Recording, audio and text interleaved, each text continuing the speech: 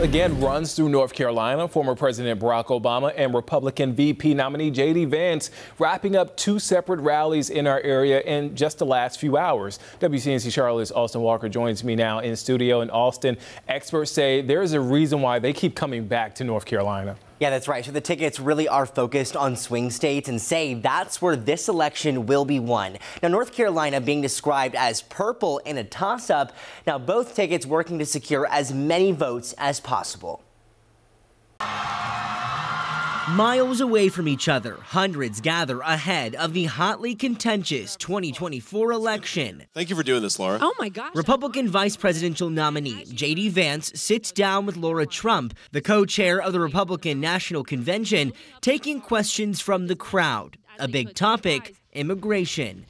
So how soon will President Trump close the border?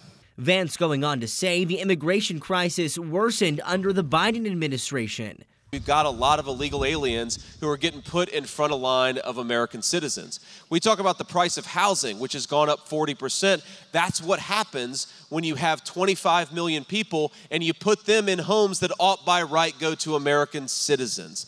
Vance also talking about inflation, the cost of goods crippling Americans, the solution he and Trump propose, drilling oil and cutting incentives for companies to bring back jobs to American soil.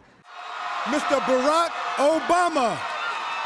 In Uptown, former President Barack Obama calling on supporters to get to the polls. So go do it. You can register to vote and cast your ballot. Former President Barack Obama also talking about Trump and Vance's policies, saying they don't represent or help the working class. If rounding up and deporting millions of desperate people, many of them women and children, is the answer to everything, the answer to all of America's problems, why is it that the number of undocumented immigrants was basically the same when he left office as when he took office? Yeah, so these were just a few points that were discussed. But Winthrop political science professor Scott Huffman says North Carolina will continue to be a focal point for both campaigns as we do inch closer to that November 5th date, just like, Georgia and Pennsylvania, other swing states. Yeah, that margin here in North Carolina, razor thin at this point. Yeah, crazy thin. All right, thank you.